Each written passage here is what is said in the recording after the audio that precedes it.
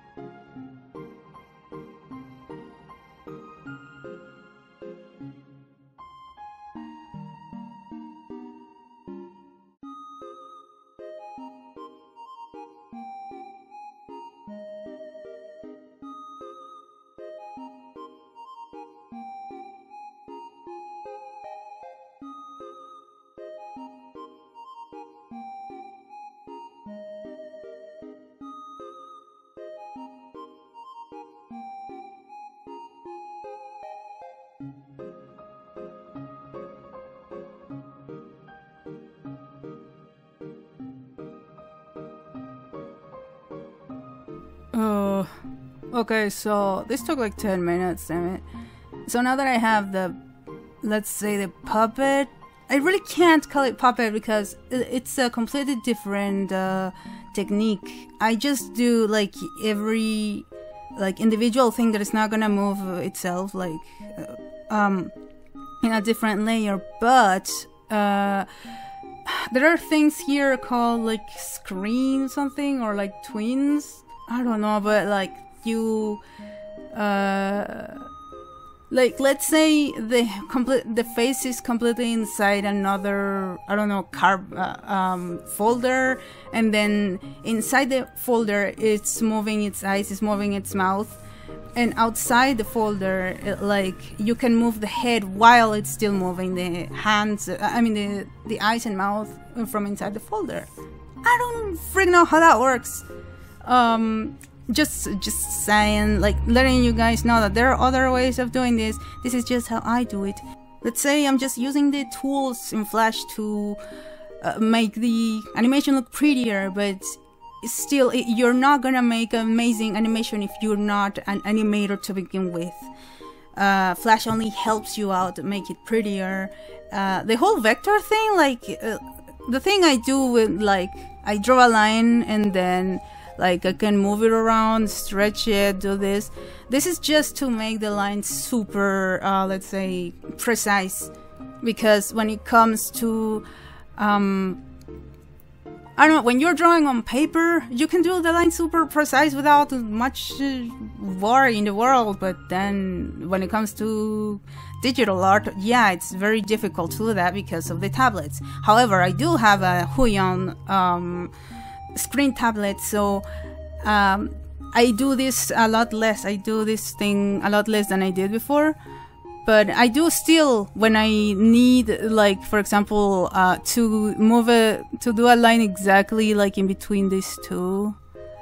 I mean, I need to do, oh, actually, if I need it like super precisely exactly in the middle, I can move it around. So yeah, anyway, let's say the parts are done. Let's do this.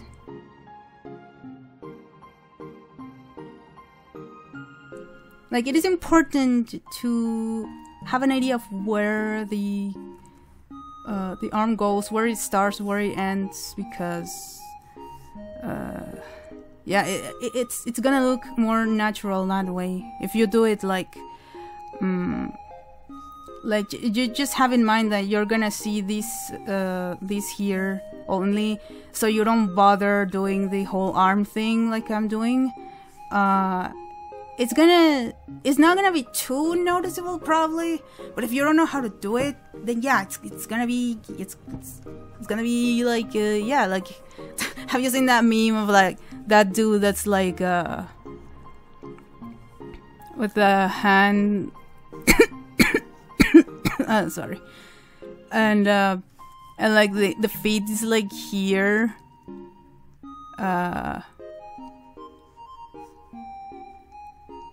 with a cup of coffee. I don't know.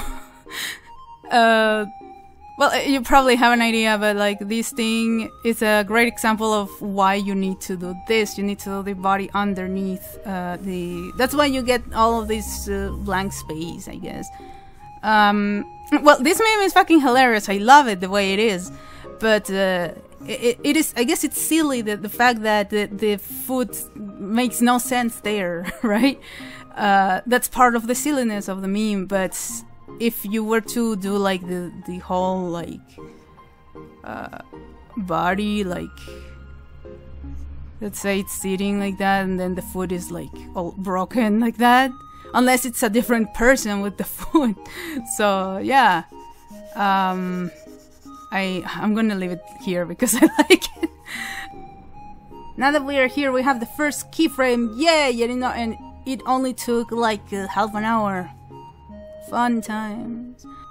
And like, if you can use the puppets you made here, if you can reuse them here, then go for it. If not, for example, I can't use the drawings here for this drawing, for example, or this, like, because, like, for example, the torso is in a different angle, the shoulder plates are in a different angle from this, but I can reuse the ones here for, like, for example, this. I can use still the same hand that's holding the potato, just move it a little.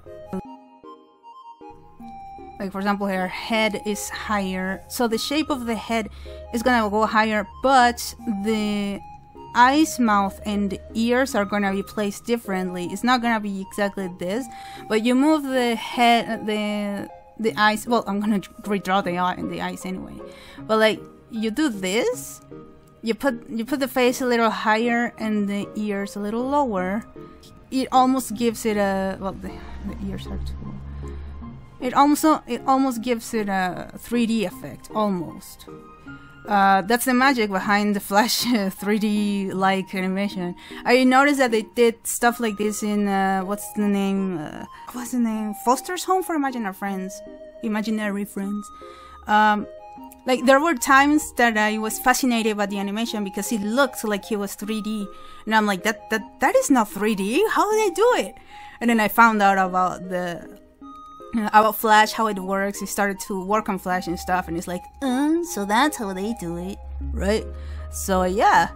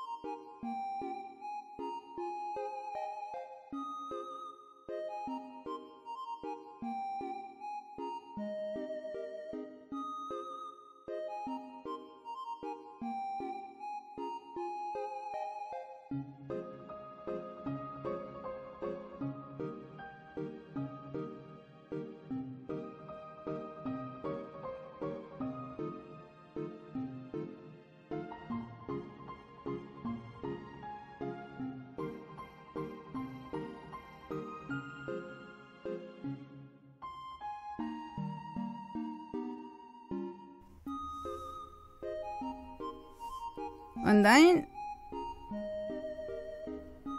No, I was gonna say, is Undyne like sitting back there like the entire time the Frisk is there? I don't think so, because then I guess you would be able to see her. Oh, actually no. What do you know? Cool. So like she could be behind Frisk the entire time, but I decided not to. Like, she's not there. Here. Oh, she's actually here.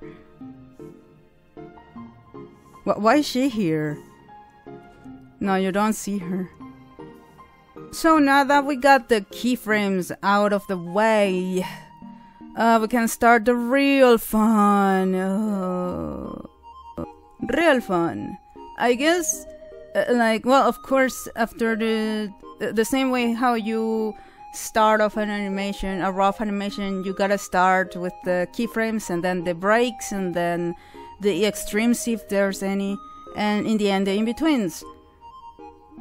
Break down, extreme. Like I'm not sure if I'm gonna want to put an in between, something like one between these and these, because I don't think it would work. Let's see, for example.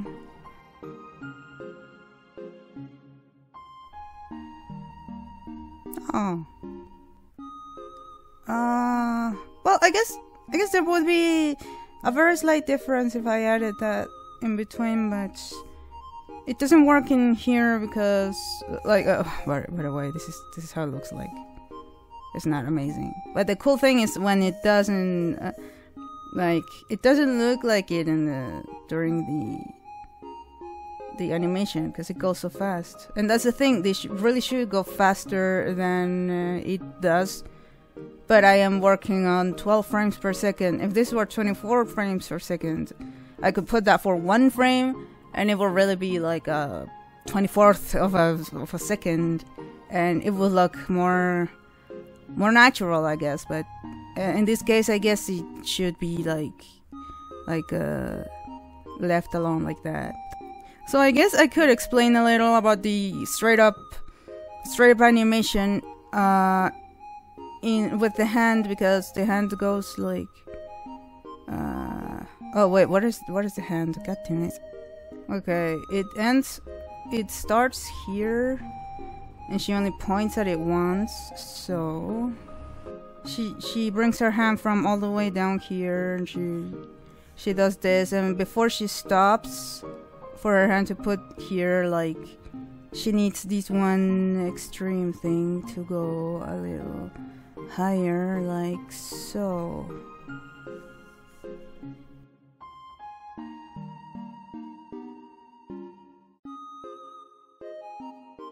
So we just do this.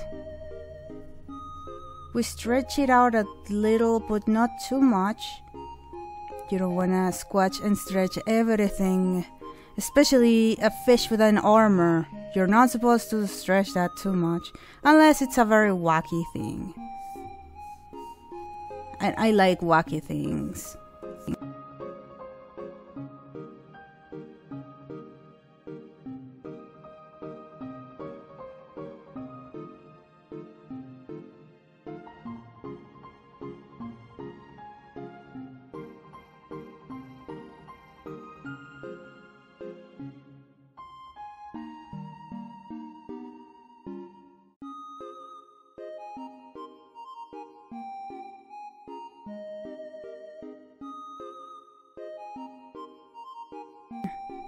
Well, yeah, but I want to do this thing like a puppet thing. It's the way I do it is very not convenient, because I just like do all of it in one layer and then like grab it piece by piece. Like, for example, basically grab it like this. Let's put the pivot point somewhere here.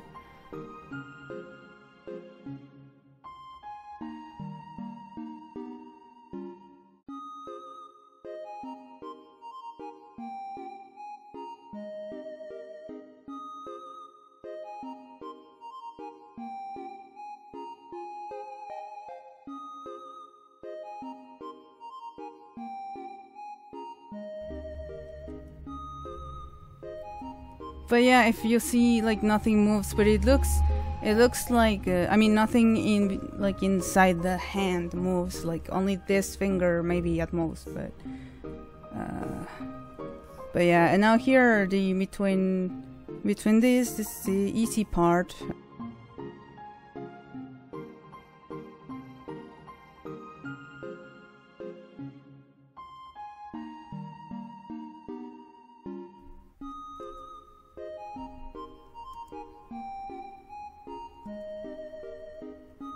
So I guess we can add a subtle second, I mean, kind of extreme, not really. Like we just put this, make this one a little bit lower, and there we go. It makes a big difference, because if it stops right here, like it feels very like robotic, I don't know. The human, well, not just human, but the living beings, like we move around, and physics, inertia, physics, I don't fucking know how you call that, but like, for example, when you're in a car or in a bus, and like suddenly the bus this looks like a dick with scrub. And suddenly you go with the bus and all, and then suddenly the bus stops, and instead of stopping with the bus at the same time, you go a little bit to the front, and then you go back. That's some law, one of the 3 laws of physics and shit, and I don't know, but here when the arm moves, the hand is gonna it's kind of the hand. Let's say the main movement comes from this part of the arm, so like when it stops here, the arm stops here, but the hand kind of wants to keep moving forward, like to where it was gonna go. It comes from up, and then the arm stops and the hand stops later. It's a very subtle thing. I don't know if I explained myself, I'm sorry. So, and it looks more natural that way. Well, well, maybe it would look nicer if it were hand drawn, but I'm a lazy fox, so I'm not gonna draw. So what's next? The brakes. The hand is fully animated now. Now I just gotta like color it, which I do later. But let's start with the brakes.